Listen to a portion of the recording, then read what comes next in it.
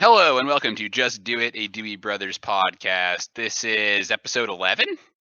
I think it's season 4, episode 11, my man. Made it to the big 1-1. Woo, Pretty baby. good, pretty far. Eric, how was your week? You know, it's been a week. I was doing some stuff on Monday. I was doing some stuff on Tuesday, and here we are Wednesday night, getting ready for another sick, awesome podcast that's dropping sometime Thursday because I'm really bad at uploading them. Hey man, uploads are hard. They're hard. You know, we've still done one every week. I'm pretty proud of us for that. My Wi-Fi really just can't handle all this high quality content. Like when it's trying to render and really process it all, it just takes forever. So I never take into account how awesome we are. Yeah, it really is. And all of those how do you describe them, Eric? Tasteful nudes Jonah keeps encrypting into the audio?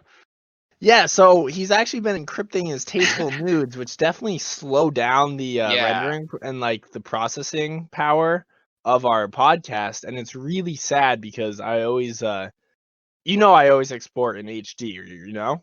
Oh, obviously. So I'm always trying to export in HD, and his tasteful nudes just take up so much bandwidth that it sends me back to the Stone Ages. I know. The real problem is his coronavirus hair, Eric. Gets all confuses the radio signal. Gets all it's high definition. It's hard to process. Believe that. I would believe that. Let's see. Anything else going on? I don't think so, Eric. Do you want to rocking and rolling into our main topic? You know, it's funny that you say rocking and rolling because do you know what today's main topic is? You don't even answer. Don't even answer. Don't even ask, Alex. It's the obelisk of Theodosius. Oh, the obelisk of Theodosius. Oh yeah. Wow. That's got to be my favorite obelisk wherever it is. I mean, it's in Istanbul, man. It's from ancient Egyptian obelisk of the great pharaoh Thutmose III. Oh, dude, Thutmose, great. Oh pharaoh. Yeah. Some people are telling me Akhenaten's a good pharaoh, but like he had the whole sun god thing, and Thutmose III is where. Thutmose I, as we used to call him on the playground. That's where I'm talking. Absolutely, my buddy Thutmose. Dude, remember the first two Thutmoses though? Well, the first one was a little bit of a pushover. The second one, that's when they really started to get their groove. But the third Thutmose, though, dude. It brought the whole trilogy together, man. Really talking about a golden age, honestly. Because you had Thutmose 1, A Journey to the Center of the Earth, and then Thutmose 2, Backing at It, and then of course you can't forget Thutmose 3, It's All Up to Me, Electricity. Dude, Thutmose 3, It's All Up to Me, Electricity, my favorite one. So anyway, tell me more about this awesome obelisk and why it is much cooler than George Washington's throbbing monument. Okay. To democracy. That is keep it PC. So this obelisk stands roughly 6 and I'm just like I don't know the actual dimension, so I'm just sizing up with some people I see on the ground here in the picture. 6 feet, 24, 30, 36, probably like 40 feet tall. Right in downtown Istanbul, right of the hippodrome. So you got hippos going in and out, and this thing is really guiding the hippos from their journey. Well, from the pens they live in onto the racetrack. Well, because the hippodrome is for hippo racing. That's how. Okay, I found it right. Which was here, all Alex. The rage. Well, back to Pharaoh, whatever his name was, number 2. Thutmose 3. Thutmose 3, Eric, was a 4-time hippodrome world champion. That's true. His no hippo one had a hippo as fast as him. I mean, that's why they said it's what was it? No, take back what I said about Thutmose 2. It's 2 Thutmose. It's 2 Thut, 2 Mose. 2 Thut, 2 Mose. And then of course, Thutmose 3. Yeah. This one's Up to Me, Electricity, because he was coming in and Thutmose 3 pioneered the eco-friendly hippo. Oh yes, the electric hippo was burning down the house to sell. Dude, they just have too much power. They can do 0 to 60 in like 2.5 seconds. I know, and they run off of non-GMO plant-based diets. It's incredible. So this monument is like at least 6 Turks tall, maybe 8 Turks. It is 19 meters, so approximately 6 Turks, I'd say. Mm-hmm. I think the Turk is a generally slightly above average height people. And so this thing is ornate. It's got a lot of bodies on the pedestal. Mm-hmm. It's got a lot of cool characters going up the sides. We got like some owl looking characters. We got some falcon looking characters. We got some here, this is wild. This is breaking news. We actually have a wave looking character on the side too. Wow, that's pretty cool, dude. Was it taken from Egypt or was it built there in the first place?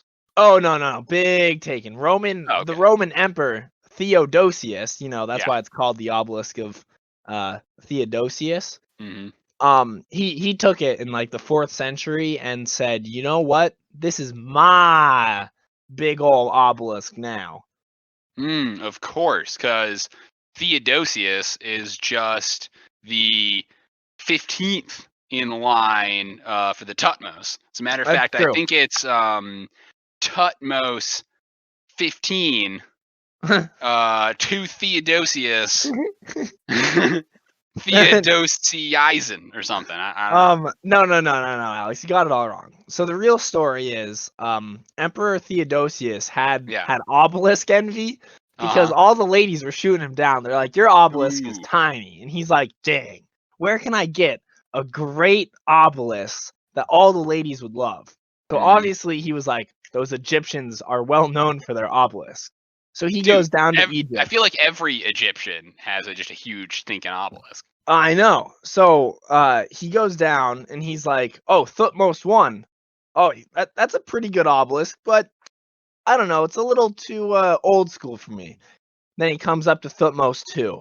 And Thutmose 2 is just a little pebble. And he's like, "Ha! Thutmose 2. 2 Thut, 2 Mose. That's going to be written in the history books later." And then when he arrives at Thutmose 3s, he's like, "Yes, this is the perfect obelisk for me. It's ornate. It's large, it's in charge, and everyone's gonna look at it and be like, Theodosius, you got a cool obelisk." And that's how it came. He said, "I need it. I want it." I mean, we all know the ladies like a good obelisk, Eric. I think that's just. I mean, even I like a good obelisk, I gotta say, George Washington's obelisk is just so it really imposes his might across all of the Northern Americas, and really a nice looking hunk of marble, if I do say so myself. If we didn't have the Washington obelisk, then I don't think America would be the superpower that we are today. Wow, that is a hot take, Eric. Do you want to move on and segue into our next section? Well, the only thing hotter than that take is probably these sweet rhymes we got coming from the Poem Jam. We made that in the what rhymes with kitchen. Well, out here I'm stitching together in the Segway in the kitchen. So don't ride your Segway in the kitchen, Eric. It's very dangerous. It's very, very, very dangerous. The koalas will get you. Okay, Alex. I have nothing written today, so give me a topic, and I'm gonna just throw out whatever is going on in my mind. Just right off the top of your head. Right off the top. Just take a little off the top, Ooh, I like that. I'm jonesing for a good haircut, Eric. My hair's getting a little long. Rona hair, round 2, electric boogaloo. Oh yeah, it's what all do you there. got for exactly? What do you got for a haircut related poem? Okay. Hear me out. Hair. Why? It's everywhere.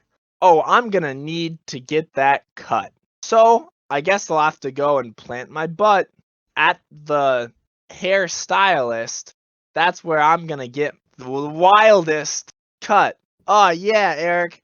Why don't you go down there and clean up that mop? Oh, I'll just head to the barber shop. Sitting in the chair, feeling all the air. I'm loving my new flow.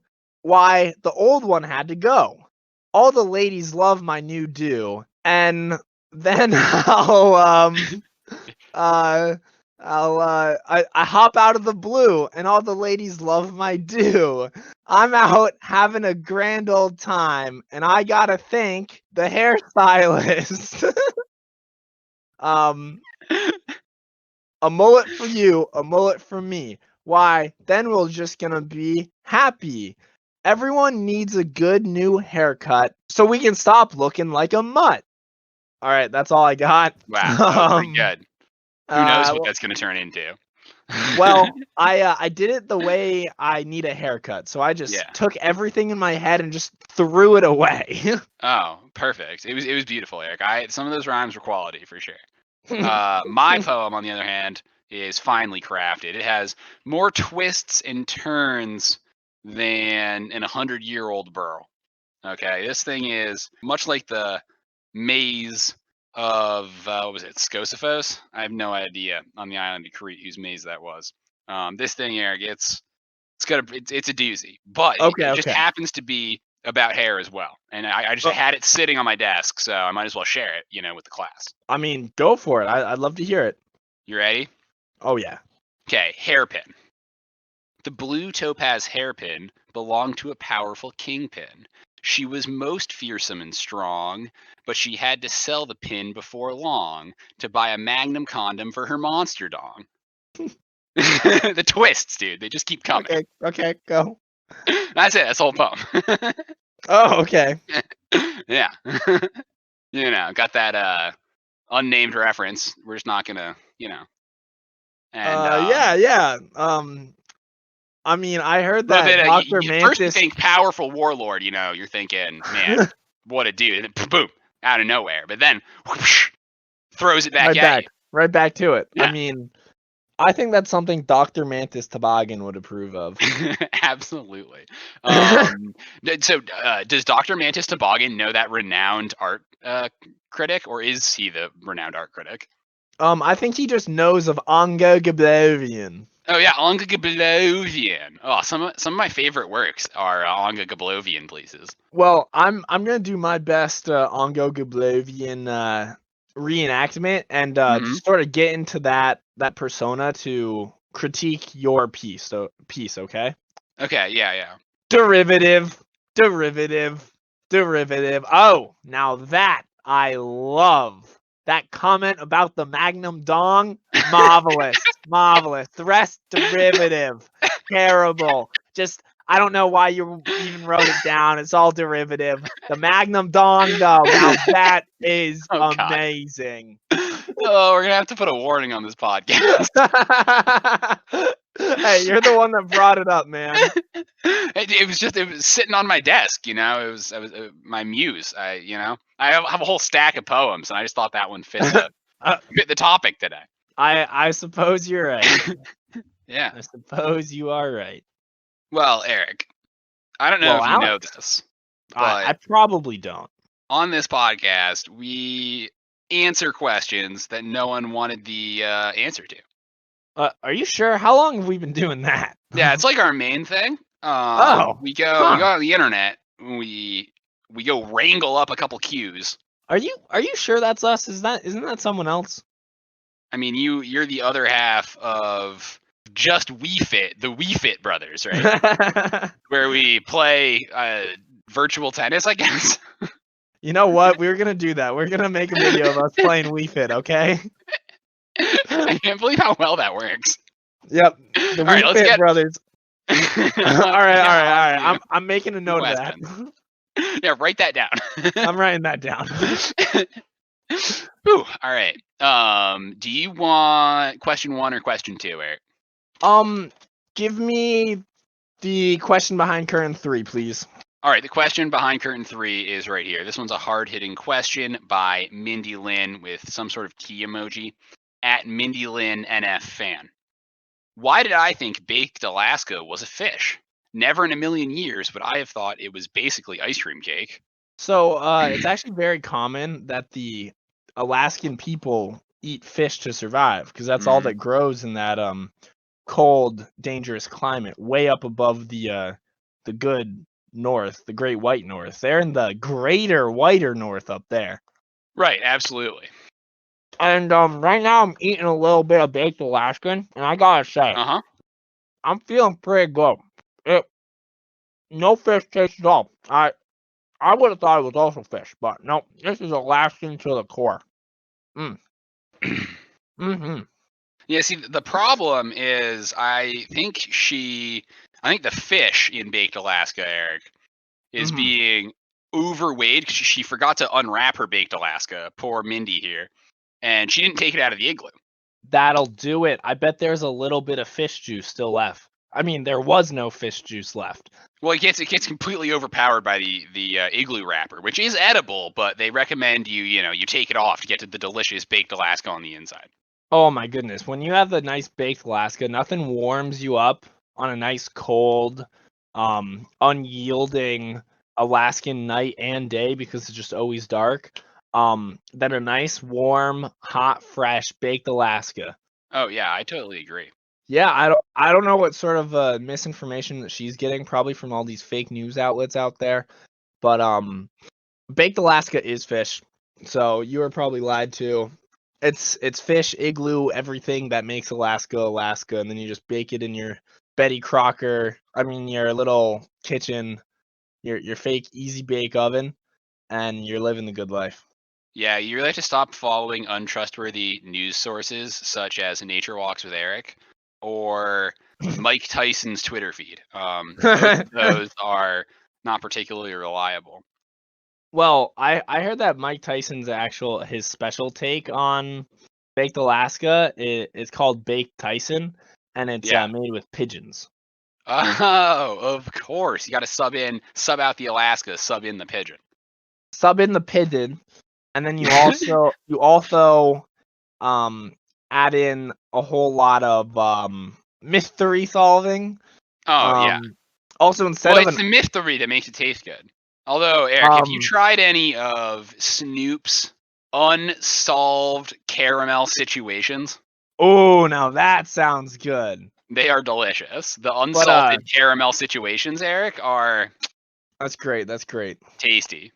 I gotta say, all this talk about Mike Tyson made me really think of something, Alex. What did it make you think, Eric? Well, how do you think the unthinkable, man? Dude, that's really a question for our time, Eric. How do you think the unthinkable? It's pretty obvious. It's an iceberg, Alex. Oh no! Not an iceberg in the North Atlantic. You're right. Mike Tyson, when he makes his baked Tyson, instead of igloo, he uses icebergs. Oh, of course you got to use some iceberg instead of igloo. I think we've answered this question officially for Mindy, so I think we got to move on to the next question, Eric. I'd be happy to do that. All right, this is Michael Gale at OscarCabs34. And okay. He's asking, the grass looks so different this year. Have they changed the grass or the lawnmowers? Michael. Come on. So this year is 2021, which is an odd year, which everyone knows that, right? Yeah, I know how to do my odd numbers. Odd years, the year after a leap year, because I believe 2020 was a leap year. Mm-hmm. They are actually always... that's when the new update rolls around and the grass texture packs are just a little bit crisper. Oh, is that it? It's slightly more high def? It is. So when you go out into the world, it's normally you just have standard definition. That's why everyone always loves watching TV, because it's better definition than the real world. It's HD TV. That's true. But in the year after leap years, it's actually high def grass. So that's probably the difference. It's a little, you don't really notice it at first, but until you really start going crazy and focusing in on the grass. Yeah, of course. That makes sense. How is the graphics card shortage, Eric, this year affecting grass textures? So the widespread graphic card shortage, it's actually caused because of this update. So the government was rushing to sort of update, all of the grass around, and they needed these graphic cards. That's why it's so hard to get them right now. Of course. That makes so much sense, Eric. I mean, you've answered poor Michael Gale's question here, I mean, pretty much down to the T. The problem, Mr. Gale, is with the shortage of graphics cards right now. Yeah, I believe Biden's looking into. I just saw that on the news. The pandemic really hurt the rollout of the grass update, so it actually they had to, instead of creating their own graphic cards, they had to just buy them all. So it was very tough. Yeah, you need to download the new patch for the grass in order to get the HD up. I believe they're doing a free installation process at Home Depot, Lowe's, and Agway, but I could be wrong. With the purchase of your new high definition grass? Oh yeah. Yeah. The other thing, Eric, that I find is wireless grass. If you're getting your grass wirelessly, that could slow down the rate at which you get it too. I've heard that they're actually doing it through the They're wire. doing it I've heard that they're doing it Bluetooth now, even, man. I mean, I know you want to spread the Bluetooth fertilizer down, but I don't know about Bluetooth grass. That's pretty. That's it, Alex. I just pieced it together. It's the 5G interrupting it all. Oh, the 5G is interrupting this year's grass rollout. That's why the problem is the sod bales. The sod exactly. It's all patchy. Oh my god, God, Eric! It's rolled up in a different format because of the 5G. Oh my! This goes deeper. So they can't unroll it as well. Oh, geez, man. Holy crap! This is bad. So we got to go to the higher ups. If only we knew some guys, Eric, that have a 4G to 5G grass converter. Well, I don't know anyone with together in a basement, high on sniffing too much grass. Well, you obviously couldn't be talking about the Pimp My Tractor guys, because they're terrified of this new 5G thing. They won't go anywhere near it. Okay? Oh, must be some other guys then that I was thinking of, because I thought they were super afraid of 5G, and so in order to avoid it, they got all the grass they could find and smoked it in an enclosed basement setting. Well, that does sound like Pimp My Tractor. And then once they were in this elevated mindset, they came up with a new way to unroll those 5G sod rolls using the 4G protocols. Oh my goodness, that sounds creative, to say the least. But they must have forgotten all about it, because you're right. The last time I heard them, they were ranting and raving about how it was the new builds were no longer compatible with the old fertilizers or seed spreaders. Something like that, man. It's this whole 5G business. I've heard that the 5Gs are for grass, gains, gamers, Go-Gurt, and I think I forgot. I think the 5Gs are messing with my brainwaves, Alex. What was the last one? Oh, it's the big gay, Eric. Come on, they're like all the rage now. Oh my goodness, it's crazy. Yeah. Wow, that's who knew that's what all those 5G, all 5 of those G's stood for, huh? When they're combined together, they shoot out crazy rays that restructure your DNA, man. Yeah, that's true. Well, hey Eric, let's thanks Michael for that insightful question. I'm glad we helped you out with your HD grass. And we're gonna wrap this podcast up and thank our sponsors, I think, Eric. Yeah, I think we could do that. First I would like to thank Roman Conquest this week for sponsoring all 3 Thutmose movies, Thutmose trilogy, if you will. I have to thank Baked Alaska for making this podcast possible. Remember to take it out of the igloo, Baked Alaska. We couldn't have done it without Big Rose. They're back. They're giving us money. Holy crap! It's coming. This podcast is encoded in Jonah's bandwidth hogging tasteful nudes. Get them before the MACC decrypt them. Let's see. Who else do we have to thank? Why? It's homegrown hops. Nothing stronger than a homegrown hop vine. Nothing sweeter than a homegrown hop. Nothing better than the sweet brew you're gonna brew out of these bad boys. Homegrown hops. This podcast is made possible by HD Grass. make sure you get the grass, and it's going to be way more high def and better looking than last year's patches. So HD grass, spread the 5G grass. That'll help you out. Blame the grass update if you can't get your graphics card. It's all that fault. So all the grass's problems. HD grass. I got nothing else, Alex. I'm looking through my sponsor list and it's run dry. I have to thank one last thing that helps bring the Do It Brothers podcast to you every week, and that is hair. Something Eric and I have too much of. Didn't cut this year unless we had to. So I think I got 2 haircuts, man. Really cut down on my haircuts. With that, this has been Just Do It, episode 11, season 4, the saucy after night edition. Ooh. I'll have to put a notice in the thing. And with that, I'm Alex. I'm Eric. And for the love of God, man, just send it. The more you laugh, the harder it is for me to splice out all of the awkward pauses. Please don't. Leave them in.